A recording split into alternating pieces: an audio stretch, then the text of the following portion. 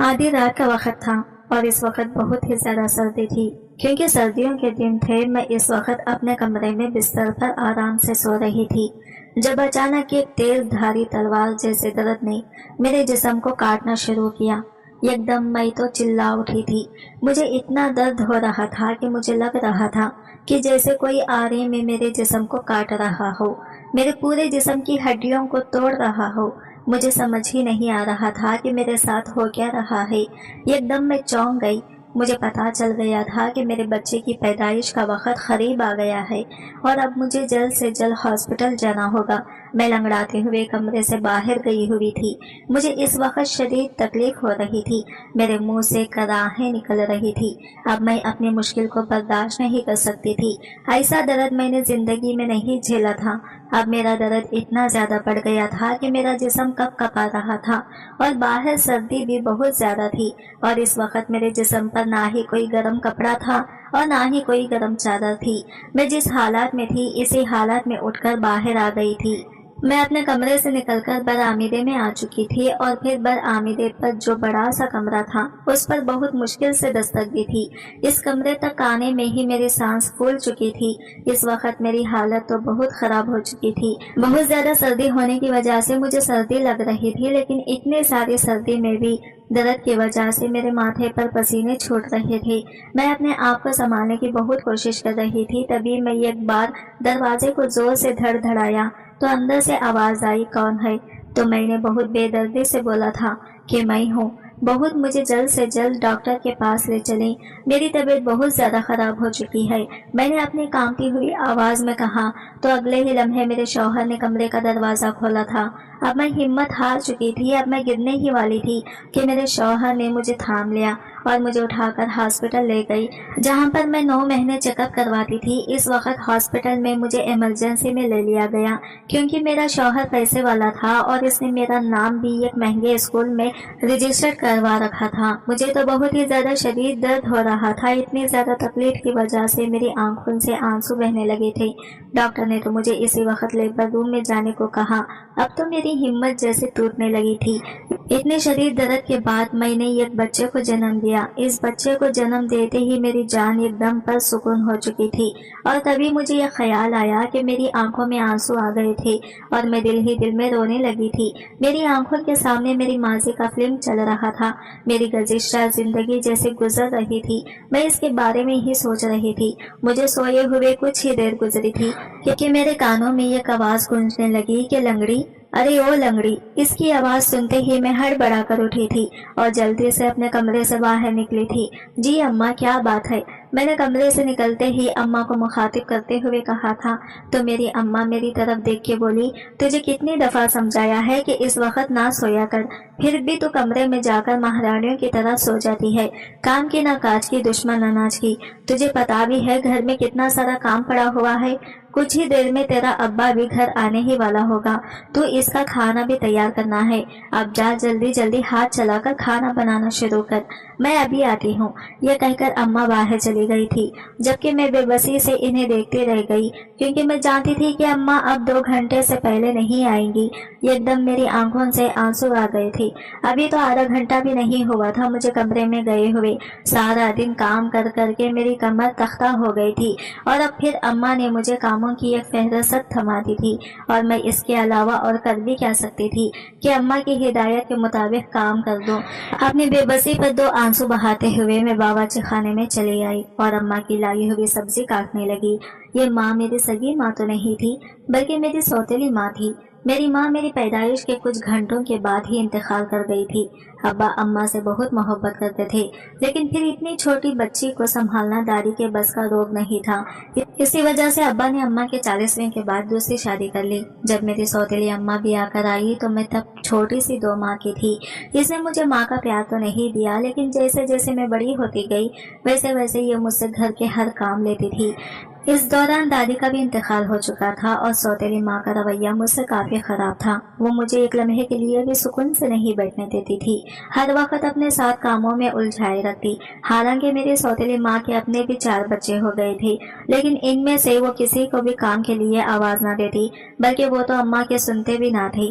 काम के लिए इन्हें जब भी किसी की जरूरत पड़ती तो वो मुझको ही बुला लेती। यूं तो मेरा नाम ज़हरा था, लेकिन अम्मा ने ही इसे बिगाड़ कर लंगड़ी कर दिया था और अब हर जगह मुझे यही पुकारा जाता था। हालांकि मुझे ये पसंद नहीं था, लेकिन मेरी कौन सुनता। अब्बा को तो भूल ही गया था कि इनकी कोई ऐसी औलाद भी है जो पहलौठी की है, और एक मासूम बच्ची जिसे इसकी माँ इस दुनिया में लाने के बाद चल बसी थी। वो मेरी तरफ से बिल्कुल गाफिल थे।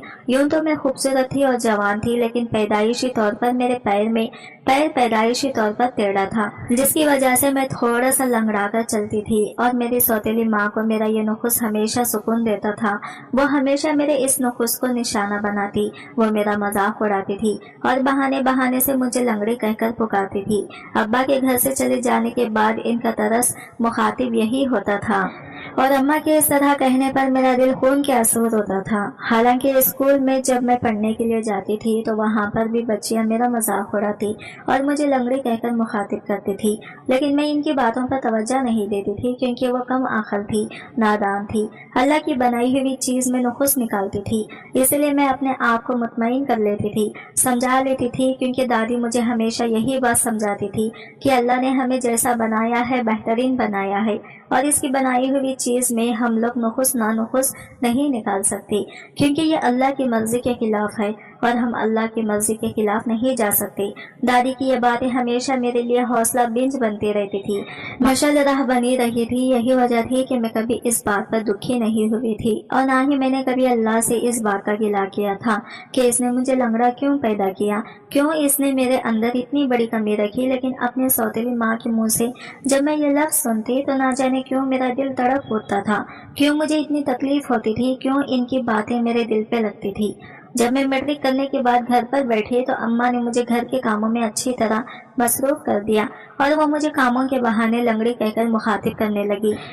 अब्बा के सामने ना जाने वो किस तरह अपनी जबान को कंट्रोल में रखती थी कि इनके सामने मेरा नाम लेकर मुझे बुलाती थी, लेकिन अब्बा के काम पे जाने के बाद हर वक्त इनकी जबान पर लंगड़ी लंगड़ी ही रहता, और मैं खामोशी से अपने आंसू पीते हुए अम्मा के काम अंजाम देती रहती। मैं अब 20 बरस की होने वाली थी जब ही एक दिन अब्बा को जब खाना देने के लिए आई तो अब्बा ने अचानक मेरी तरफ देखा और कुछ ठटक से गए। अब्बा मुझे देखते हुए कुछ सोचने लगे। मैं घबरा सी गई, ना जाने अब्बा क्या देख रहे हैं। दिल ही दिल में ये सोचते हुए मैं वहां से हट गई। ताहम मुझे अजीब सा महसूस हो रहा था, क्योंकि आज तक अब्बा ने मुझे देखा नहीं था। कजा के ऐसे गौर से देखना। लेकिन इतनी देर में अब्बा मेरी सौतेली अम्मा से कहने लगे, अरे ये ज़हरा कब से इतनी जवान हो गई है और इतनी बड़ी हो गई है कि मुझे खबर ही ना हुई। तुम इसकी माँ हो, इसके लिए कोई अच्छा सा रिश्ता देखो। मेरे ख्याल में यही मुनासिब वक्त है कि हम इसके हाथ पीले कर दें। अब्बा ने सौतेली अम्मा से कहा तो मेरी सौतेली माँ भी एकदम ठटक सी गई थी और कुछ सोचती निगाहों से देखने लगी, लेकिन फिर कहने लगी, आप फिक्र ना करें, मैं ज़हरा के लिए कोई अच्छा रिश्ता ढूंढ लूंगी। आप खाना खाएं, ठंडा हो रहा है। अम्मा ने अब्बा का ध्यान बटा दिया था, लेकिन मैं एकदम अपने दिल में हैरान रह गई थी कि अब्बा को आज पता चला है कि मैं जवान हो गई हूँ। अब्बा ने भी मेरे बारे में पहले सोचा ही नहीं, और अभी जब ध्यान दिया तो मेरी इतनी फिक्र करने लगे। इस बात की मुझे बहुत खुशी भी हुई थी।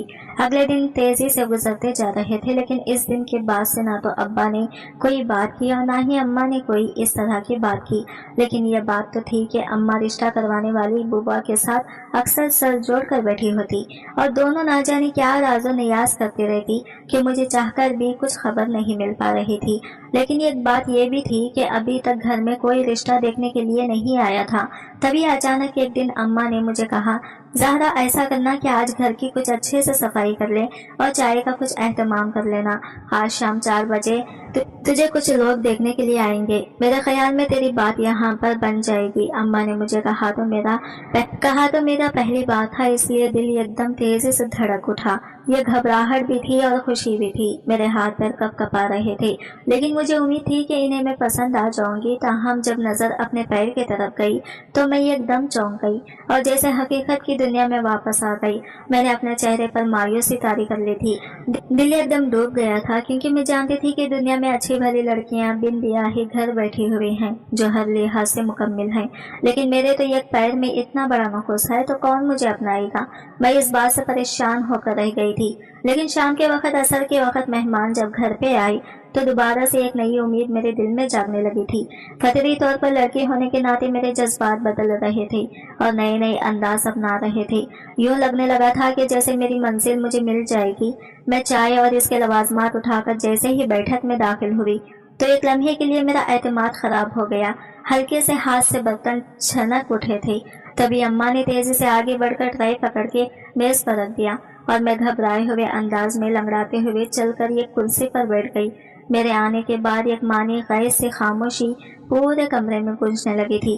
میں بہت کنفیوز ہو رہی تھی جب مہمانوں میں سے کسی نے میرے پیر کے نخوس کے بارے میں پوچھا تو میری سوتیلی ماں بتانے لگی کہ پیدائشی طور پر ہی یہ نخوس ہے، اسی وجہ سے اس کا علاج نہیں ہو سکا۔ اس کے بعد وہاں پر خاموشی طاری رہی، جبکہ لڑکے کی ماں کہنے لگی کہ میرے بیٹے کو ایک خوبصورت لڑکی تو چاہے، لیکن وہ کبھی بھی لنگڑی بیوی قبول نہیں کرے گا، اس لیے میری طرف سے معذرت ہے۔ یہ کہہ کر وہ لوگ بنا کچھ کھائے پیے وہاں سے اٹھ کر چلے گئے۔ مجھے ایک دم بے حد ذلت کا احساس ہوا اور میری آنکھوں میں آنسو بھر آئے۔ میں چپ چاپ اٹھی اور ٹرے اٹھا کر دوبارہ کچن میں لے آئی اور بے آواز آنسوؤں کے ساتھ رونے لگی تھی۔ یقین نہیں آ رہا تھا کہ کوئی میرے منہ پر اس طرح مجھے رد کر جائے گا، اس طرح میری ذات کی دھجیاں بکھر جائے گا، اسی طرح مجھے دو کوڑی کا کر جائے گا۔ چونکہ پہلا صدمہ تھا جس کا غم بری طرح لگا، لیکن یہ صرف پہلی بار نہیں تھا۔ اس کے بعد بوا جتنے بھی رشتے لے کر آئی تھی، کوئی نہ کوئی کسی نہ کسی بہانے مجھے ریجیکٹ کر کے چلا جاتا رہا۔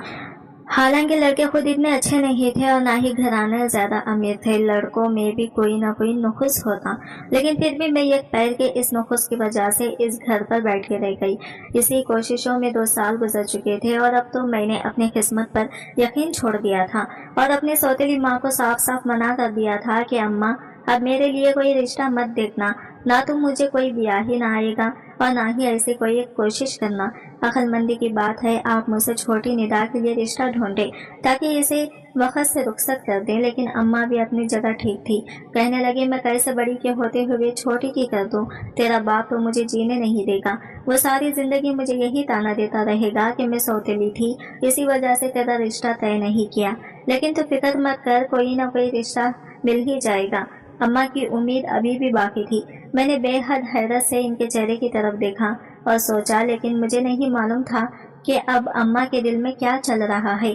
اگر مجھے پہلے اس بات کی خبر ہو جاتی تو میں انہیں فوراً منع کر دیتی۔ کچھ دن سہولت سے گزر گئے تھے، میں نے تو اب ہر امید چھوڑ دی تھی۔ ابا بھی میرے رشتے کے حوالے سے پریشان تھے اور اماں کو اکثر کہتے رہتے، جس پہ اماں کبھی تو چڑ جاتی اور کبھی بس سر ہلا دیتی۔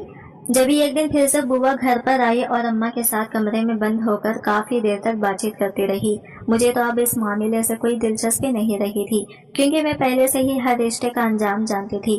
مجھے خبر تھی کہ اب کی بار بھیانک انکار ہوگا، اس لیے میں نے کوئی امید نہیں پالی، کوئی توقع نہیں باندھی۔ لیکن بوا کے جانے کے بعد اماں کا چہرہ بہت کھلا ہوا تھا اور وہ میرے پاس آئے اور کہنے لگے، میں نے تجھے کہا تھا نا کہ کوئی نہ کوئی رشتہ مل جائے گا، اور اب تیری پسند اور معیار کے مطابق رشتہ مل چکا ہے۔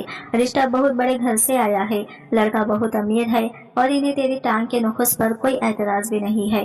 اماں کی بات سن کر میں بے حد حیران رہ گئی اور حیرت سے ان کی طرف دیکھ کر پوچھا، اگر انہیں میری ٹانگ کے نخوس پر اعتراض نہیں ہے، لڑکا بھی امیر گھر سے ہے، تو پھر آخر لڑکے میں ایسی کیا کمی ہے کہ وہ مجھ سے شادی کر رہا ہے؟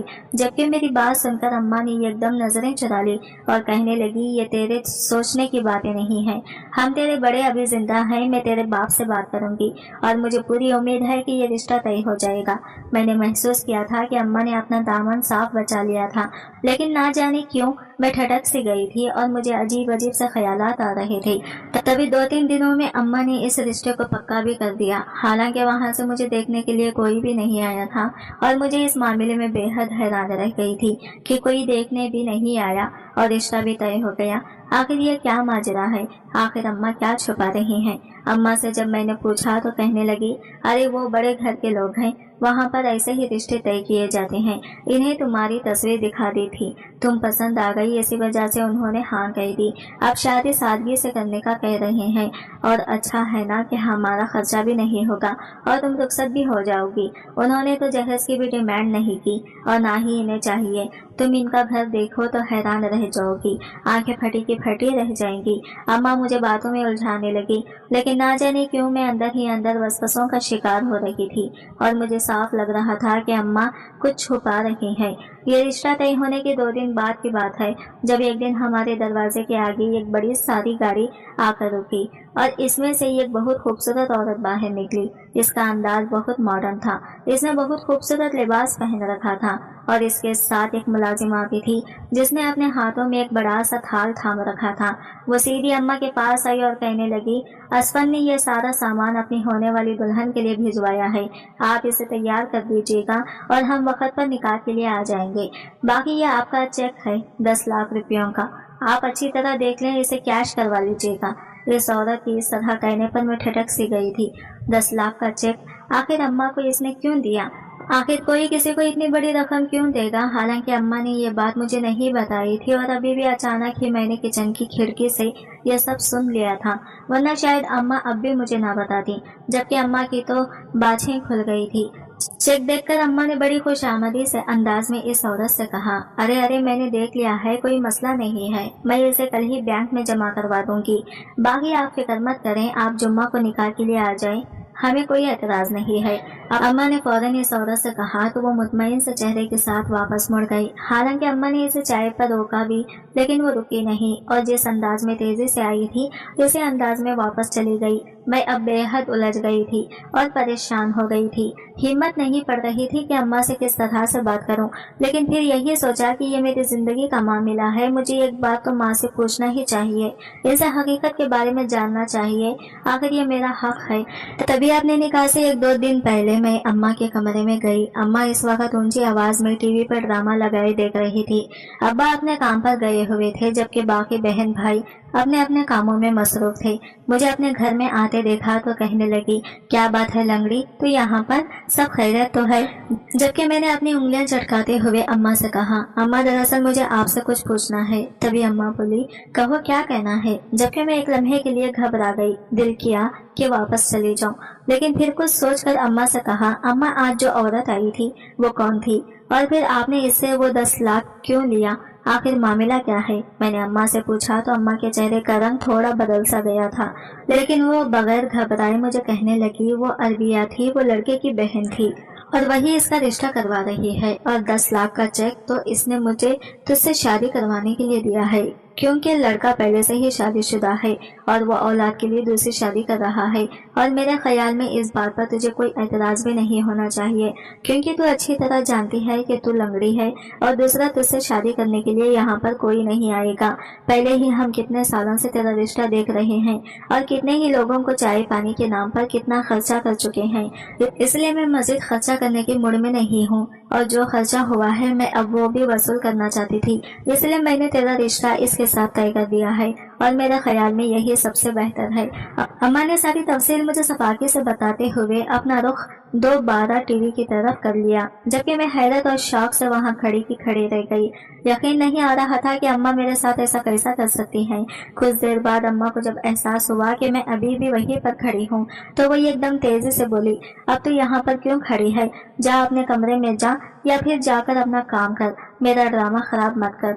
अम्मा ने गुस्से से कहा तो मैं एकदम कमरे से बाहर निकल आई और बेइख्तियार आंसू भरी आंखों से आसमान की तरफ देखा और सोचा, अल्लाह ये मेरे साथ कैसा मजाक हो रहा है, आखिर मेरी जिंदगी क्यों ये तमाशा बनकर रह गई है। मेरे अंदर अगर ये छोटा सा नुक्स है तो क्या लोगों को मेरी बाकी अच्छाइयाँ नहीं दिखाई देती? लेकिन फिर भी अगर तूने मेरा जोड़ा ये कैसे आदमी के साथ लिखा हुआ है जो पहले से शादीशुदा है और औलाद के लिए दूसरी शादी कर रहा है, तो मुझे तेरी ये मर्जी कबूल है, मुझे तेरा ये फैसला मंजूर है, मैं तेरे फैसले के खिलाफ नहीं जा सकती, तू जैसा चाहेगा मैं वैसा ही करूंगी। मैंने अपना मामला अल्लाह के सुपुर्द करते हुए एक इत्मीनान भरा सांस खारिज किया और फिर अपने आने वाले हालात के लिए तैयार कर लिया। अगले दिन मेरा निकाह था और मैं अपने ससुराल की तरफ से आया हुआ सामान पहनकर बिल्कुल तैयार थी। एक बेहद कीमती और सादा सा जोड़ा था जिसके ऊपर मुनासिब काम बनाया हुआ था, जबकि इसके साथ सोने का सेट और दूसरी चीजें भी थी। मेरी चीजें देखकर अम्मा के मुंह में पानी आ गया था। जब भी वो मुझे कहने लगी, लंगड़ी ایسا کرنا، شادی کے بعد کسی طریقے سے یہ سیٹ مجھے دے دینا، میں تیری بہن کے لیے سنبھال دوں گی۔ اماں کی اتنی گری ہوئی بات سن کر میں چپ رہ گئی۔ بھلا میں کیسے کسی شخص کی دی ہوئی چیز کی امانت میں خیانت کر سکتی ہوں؟ میں کیسے اماں کو یہ سیٹ چوری کر کے دے سکتی تھی؟ بھلے یہ میرا ہی ہوتا، لیکن میں اماں کو یہ بات کیسے سمجھا سکتی تھی؟ آنسوؤں کے بوجھ تلے میں رخصت ہو کر اپنے سسرال چلی آئی۔ اماں نے جیسا کہا تھا میرا سسرال ویسا ہی تھا۔ یہ عالیشان بڑا گھر میرا منتظر تھا، اور اس گھر میں یہ عالیشان کمرہ مجھے عنایت کر دیا گیا تھا۔ میں نے ابھی تک اپنے شوہر کا چہرہ نہیں دیکھا تھا، کیونکہ نکاح پر میں ویسے ہی گھونگھٹ نکالے بیٹھی تھی، اور اب یہاں پر گھر آنے کے بعد ابھی تک میرا اور ان کا سامنا نہیں ہوا تھا۔ تبھی آدھی رات سے زیادہ کا وقت گزر چکا تھا، اور میں بھی اب ان کا انتظار کرتے کرتے تھک چکی تھی، اس لیے جیسے ہی لیٹنے لگی تو دروازے پر ہونے والے کھٹکے نے مجھے ایک دم چوکنا کر دیا، اور آنے والے شخص کو دیکھ کر میں سمجھ گئی کہ یہی میرا شوہر ہے۔ جبکہ وہ آہستگی سے میرے قریب آ بیٹھے اور کہنے لگے، میں معذرت چاہتا ہوں، مجھے دیر ہو گئی، لیکن کیا کروں، شرمین مجھے آنے نہیں دے رہی تھی اور روئے جا رہی تھی۔ بہت مشکل سے اسے چپ کروا کے آیا ہوں۔ میں جانتا ہوں کہ آپ کے دل میں بھی اس رشتے کے کچھ ارمان ہیں، کچھ تقاضے ہیں، اور میں پوری کوشش کروں گا کہ ان پر پورا اتروں، لیکن جیسا کہ آپ جانتی ہیں کہ میں نے یہ شادی صرف اور صرف اولاد کے لیے کی ہے، کیونکہ شرمین کی اولاد نہیں ہو سکتی۔ ہماری شادی کو 5 برس گزر چکے ہیں، اور ڈاکٹر نے ہمیں صاف صاف جواب دے دیا ہے۔ شرمین اپنا بچہ چاہتی تھی، لیکن قدرت کو یہ منظور نہیں تھا۔ میں نے اسے بچہ اڈاپٹ کرنے کے لیے بھی کہا تھا، لیکن وہ نہیں مانی۔ اسے ہمارا بچہ چاہیے تھا، اسی لیے اسی نے میری شادی آپ سے کروائی ہے، اور اب آپ سے بچہ پیدا کروا کر میں آپ کو چھوڑ دوں گا۔ آپ اپنی مرضی سے اپنی زندگی گزار سکتی ہیں، مجھے اس پر کوئی اعتراض نہیں ہوگا۔ میرے خیال سے یہ سب باتیں آپ کے علم میں ہوں گی، کیونکہ میں نے پہلے ہی ہر بات واضح کر دی تھی۔ اپنے شوہر کے منہ سے پہلی ہی رات یہ سب سن کر میرا دل جیسے مٹھی میں آ گیا تھا، اور آنکھوں میں آنسو بھر رہے تھے۔ مجھے یقین نہیں آ رہا تھا کہ وہ شخص بچہ لے کر مجھے طلاق دے دے گا۔ میں سوچ بھی نہیں سکتی تھی کہ اماں نے اتنا گھٹیا سودا کیا ہوگا۔ آخر صرف 10 لاکھ کے عوض اماں نے میرا زمین، میرا وجود، میری ذات تک بیچ ڈالی تھی، اور مجھے بتایا تک نہیں تھا۔ آخر اماں میرے ساتھ ایسا کیسے کر سکتی ہیں؟ لیکن پھر میں نے خود کو سمجھایا کہ آخر وہ میری سوتیلی ماں ہے، سگی تھوڑی ہے۔ اگر سگی ماں ہوتی تو آج میں ان حالات میں کبھی نہ ہوتی۔ میرے شوہر نے مجھے منہ دکھائی کا تحفہ دیا، اور اس کے بعد ہماری نئی زندگی کی ایک نئی شروعات ہو چکی تھی۔ میں اسی میں خوش تھی کہ میرا شوہر کبھی کبھار ایسے ہی میرا حال چال تو پوچھ لیتا۔ یہ گھر بہت بڑا تھا، اور یہاں پر ہر طرح کی سہولات تھی، کام کاج کے لیے ملازمات تھی۔ ابھی تک میرا سامنا اپنے سوتن سے نہیں ہوا تھا، نہ ہی میں اسے جانتی تھی کہ وہ کون ہے۔ صرف اسفن کی وجہ سے بہن جو اس دن ہمارے گھر آئی تھی، وہی اکثر میرے پاس آ جاتی اور مجھ سے میری ضرورت کے بارے میں پوچھ لیتی، لیکن میری تو کوئی ضرورت ہی نہیں تھی، اس لیے میں اسے بھی نہ کر دیتی تھی۔ یہاں پر رہتے ہوئے اب مجھے 1 مہینہ ہونے والا تھا، جب ایک دن میری طبیعت بے حد خراب ہوئی۔ میں بے ہوش ہو کر گر پڑی۔ ہاسپٹل میں جب میری آنکھ کھلی تو اپنے ارد گرد اسفن اور اس کی بہن کو مسکراتے ہوئے چہرے کے ساتھ دیکھ کر میں حیران رہ گئی، اور جب اسفن نے مجھے بتایا کہ میں ماں بننے والی ہوں تو مجھے یقین نہیں آ رہا تھا۔ ایک دم سے ایک ایسی خوشی نے مجھے اپنے حساب میں لے لیا جو میں نے پہلے کبھی نہیں محسوس کی تھی، جس کا کوئی نام بدل نہیں تھا۔ ایک انوکھے سے جذبے نے میرے اندر سر اٹھانا شروع کر دیا تھا۔ میرے وجود کے اندر ایک نیا وجود پیدا ہو رہا تھا، اور اس بات نے مجھے اتنی خوشی دیکھی کہ میں سوچ بھی نہیں سکتی تھی۔ یہ نئے جذبات میری طبیعت پر بہت اچھی طرح سے اثر انداز ہو گئے تھے۔ اسفن مجھ سے بھی زیادہ خوش تھا، اور وہ میرا بہت خیال رکھ رہے تھے۔ انہوں نے گھر پر فروٹ، دودھ، جوس، ہر طرح کی چیزوں کی بھرمار کر دی تھی، اور مجھے بار بار اس بات کی تاکید کرتے تھے کہ یہ سب کچھ کھانا ہے اور بار بار کھانا ہے۔ وہ مجھے بار بار اپنا خیال رکھنے کی تاکید کرتے تو میں ان کی اتنی محبت پا کر خوشی سے نہال ہو جاتی تھی۔ طبیعت کی اونچ نیچ اسی طرح ساتھ ساتھ چل رہی تھی۔ اسفن اب میرے کمرے میں نہیں آتے تھے، وہ صرف دن کے وقت ہی میرے حال حوال دریافت کرتے اور میرے بارے میں پوچھتے رہتے تھے، لیکن رات کو وہ اپنی پہلی بیوی کے ساتھ ہی سوتے تھے۔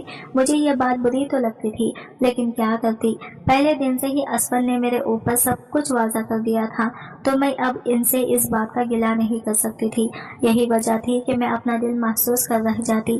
حالانکہ اس حالت میں جب مجھے اسفن کا زیادہ سے زیادہ ساتھ چاہیے चाहिए था वो मेरे पास नहीं होते थे।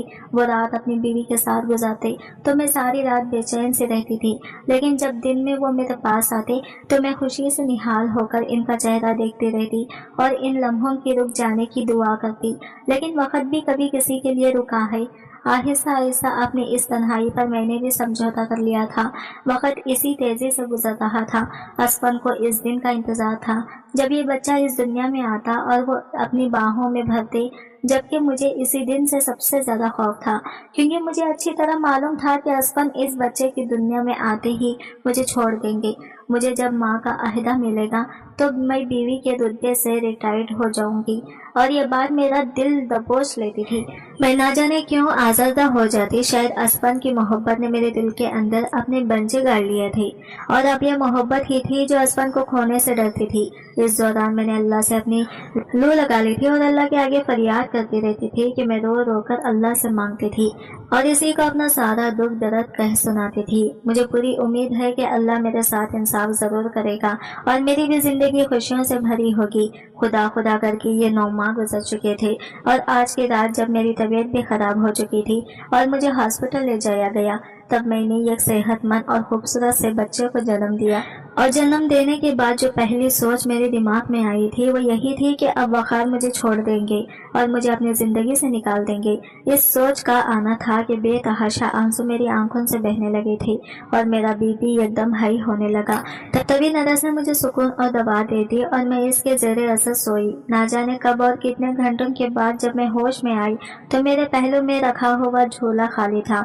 मैं एकदम हड़बड़ाकर उठ बैठी और चिल्लाने लगी, मेरा बच्चा कहाँ है, मेरा बच्चा कहाँ है, मेरा बच्चा ला दो। मेरी चीखों पुकार सुनकर नरस दौड़ी हुई आई और कहने लगी, अरे आप प्लीज़ आप आराम से लेट जाएं, आपकी तबीयत ठीक नहीं है। बच्चा यहीं पर है, इसे नर्सरी में ले जाया गया है, क्योंकि इसे थोड़ा सा इरफान था और इसे नर्सरी में रखा गया है। वहाँ पर इसके अच्छे से नगादाशत हो रही है, आप परेशान मत हो। इसकी बात सुनकर मैंने सुकून का सांस खारिज किया और तभी इसे पूछा, मेरे शौहर कहाँ हैं, क्या वो नहीं आई, क्या वो चले गए हैं? जबकि वो कहने लगी, नहीं नहीं, वो कहीं भी नहीं गए, वो बाहर बैठे हुए हैं, मैं इन्हें बुलाती हूँ।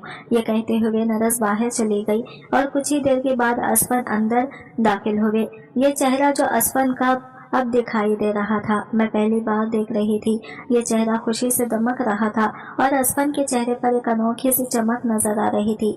तभी असफन तेजी से मेरी तरफ बढ़े और उन्होंने मेरा चेहरा दोनों हाथों में थाम कर कहा, ज़हरा, आज जो खुशी तुमने मुझे दी है, मैं सोच भी नहीं सकता था कि कभी इसे अपनी जिंदगी में महसूस करूंगा। तुम्हारा बेहद शुक्रिया, तुमने मुझे आज नवाज दिया, तुमने मुझे दोनों जहां की दौलत नसीब कर दी। तुम मेरे लिए बहुत ज्यादा खुशकिस्मत साबित हुई हो। तुम्हारे आने से मेरी जिंदगी मुकम्मल हो गई है। असफन की खुशी और जज्बात इस वक्त भरपूर थे। तभी वो मुझे कहने लगे, कहो ज़हरा, तुम्हें क्या चाहिए, तुम जो मांगोगी मैं आज तुम्हें दूंगा। आज तुम्हारे दिए हुए तोहफे के नीचे हर चीज बेची है, तुम मुझसे जो कुछ भी मांगोगी मैं सब कुछ तुम पर लुटा दूंगा। असफन के जज्बात इन्हें मगलूब कर रहे थे तो मैंने आहिस्ता से कहा, असफन, मुझे और कुछ नहीं चाहिए, मुझे सिर्फ आपका साथ चाहिए, आपका नाम चाहिए। मैं आपसे अलग नहीं होना चाहती, मैं हमेशा आपके साथ जिंदगी गुजारना चाहती हूँ। क्या ये मुमकिन नहीं है? मेरी बात सुनकर असफन का चेहरा एकदम एक लम्हे के लिए बुझ गया, लेकिन वो फिर कहने लगे, बिल्कुल ज़हरा, ये मुमकिन है, क्योंकि मैं खुद भी अपने बेटे की माँ को खुद से अलग करने का तसव्वुर नहीं कर सकता। मैं भी यही सोच रहा हूँ कि मैं तुम्हें अपनी जिंदगी से नहीं निकाल सकता, क्योंकि जो कुछ भी हो, मेरा बेटा तुम्हारी भी औलाद है। तुम इसकी माँ हो, जैसी मोहब्बत और तवज्जो तुम इसे दे सकती हो कोई और नहीं दे सकता। इसलिए मैंने सोच लिया है कि मैं तुम्हें कभी नहीं छोड़ूंगा, तुम हमेशा मेरे साथ रहोगी, मेरी बीवी बनकर, मेरे बेटे की माँ बनकर। असफन के मुँह से ये सुनकर मैंने बेहद हैरानी से इनके चेहरे की तरफ देखा और कहा, और असफन, वो शर्मेन, क्या वो मान जाएंगी? मेरे लहजे में अनजाने खदशात बोल रहे थे। तभी असफन कहने लगे, तुम फिक्र मत करो, मैं इसे मना लूंगा, इसे समझा लूंगा, मुझे इसे समझाना आता है। असफन के लहजे में ये मान था। तभी मैंने खुशी से मगलूब होते हुए बेइख्तियार असफन का हाथ थाम कर चूम लिया तो वह आहिस्ता से मुस्कुरा दिए। मेरे दिल से जैसे एक भारी बोझ हट चुका था। मुझे इस बात का यकीन हो गया था कि अब असफन मुझे अपनी जिंदगी से नहीं निकालेंगे। आखिर मैं इनके बेटे की माँ थी। ताहम शर्मेन की तरफ से मुझे कुछ खदशात थे, क्योंकि शर्मीन इनकी पहली बीवी थी और इनकी मोहब्बत भी थी। यही वजह थी कि मैं अभी इसकी तरफ से थोड़ा डर रही थी।